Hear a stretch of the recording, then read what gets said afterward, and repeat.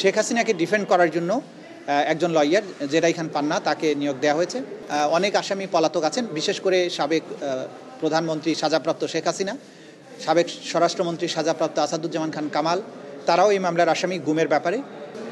Social media সহ বিভিন্ন গণমাধ্যমে এই ট্রাইব্যুনালের বিভিন্ন প্রসিডিংস এবং ট্রাইব্যুনালের বিচারকদের ছবিকে বিকৃত করে নানান ধরনের ব্যঙ্গাত্মক নানান কথাবার্তা বিভিন্ন জায়গায় প্রচারিত হচ্ছিল এবং সেখানে আইনকে ভায়োলেট করে যেগুলো সত্য বিষয় নয়, যেগুলো ফ্যাক্টস নয়, সেরকম ফ্যাক্টসকে টুইস্ট করে মিথ্যা তথ্যের উপর ভিত্তি করে এই ট্রাইব্যুনালের সম্মান যেটা জনমনে সেটাকে বিঘ্নিত করার জন্য, সেটাকে হানি করার জন্য নানান ধরনের অপপ্রচারমূলক পোস্ট দেওয়া হচ্ছিল। এটা ট্রাইব্যুনালের নজরে এসছে এবং এর আগে আপনারা জানেন যে কয়েকদিন আগে ট্রাইব্যুনালের চেয়ারম্যান একটা জিডিও করেছেন যে তার ফোনে নানান ধরনের কথাবার্তা, অশ্লীল কথাবার্তা, গালাগালি করা হচ্ছে।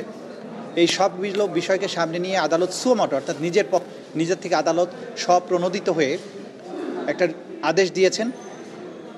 আমাদের তথ্য প্রযুক্তি মন্ত্রণালয়ের সচিব, বিটিআরসি চেয়ারম্যান এই দুজনের প্রতি ডাইরেকশন দিয়েছেন যে সামাজিক মাধ্যমে এই ধরনের যত ব্যঙ্গাত্মক পোস্ট আছে সেগুলোকে রিমুভ করার জন্য এবং ভবিষ্যতে যাতে এই ধরনের পোস্ট আর কেউ করতে না পারে সেই ব্যাপারে প্রয়োজনীয় ব্যবস্থা গ্রহণের জন্য নির্দেশ দিয়েছেন এবং পরবর্তী সময়ে একটা কমপ্লায়েন্স দিতে বলেছেন আদালতের কাছে। এটা হচ্ছে প্রথম অর্ডার। দ্বিতীয় যে দুটো মামলা ছিল গুমের ব্যাপারে, একটা টিএফআই এবং আরেকটা জেআইসি রিলেটেড, সেই দুটো মামলায় চার্জ শুনানির জন্য একটা ৩রা ডিসেম্বর আর একটা ৭ই ডিসেম্বর দিন ধার্য করা হয়েছে। এখানে তাদের কয়েকটা অ্যাপ্লিকেশন ছিল, অ্যাপ্লিকেশনগুলো আদালত কিছুটা শুনেছেন, বলেছেন এগুলো পরবর্তীতে আরও শুনতে চান। আর আমরা প্রসিকিউশনের পক্ষ থেকে বলেছি যে এই ধরনের অ্যাপ্লিকেশন দেওয়ার কোনো সুযোগ নেই, কারণ তারা ভার্চুয়ালি হাজিরা দিতে চেয়েছেন। আদালত কমেন্ট করেছেন যে আইন সবার জন্যই সমানভাবে প্রযোজ্য হবে, যেহেতু বাংলাদেশের সাবেক প্রধান বিচারপতি কারাগারে আছেন, তাকে কোর্টে অ্যাটেন্ড করতে হয় ফিজিক্যালি।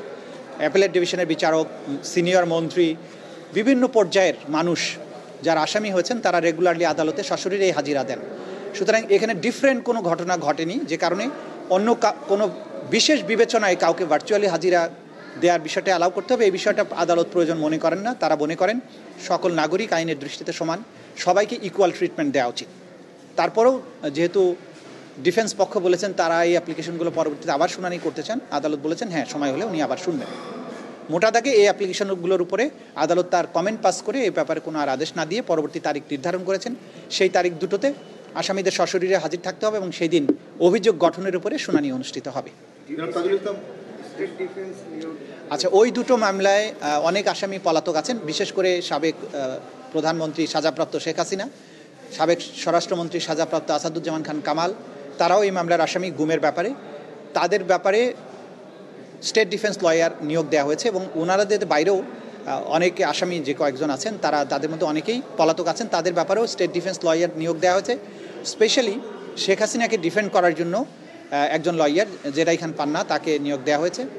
আর আসাদুজ্জামান খান কামালের জন্য একজন লয়ার এনগেজ করা হয়েছে এবং বাকি যারা আছেন তাদের জন্য আলাদাভাবে স্টেট ডিফেন্স লয়ার নিয়োগ করা হয়েছে এবং তারা আইন অনুযায়ী আদালতকে সেইভাবে স্টেট ডিফেন্স লয়ার হিসেবে সহযোগিতা করবেন।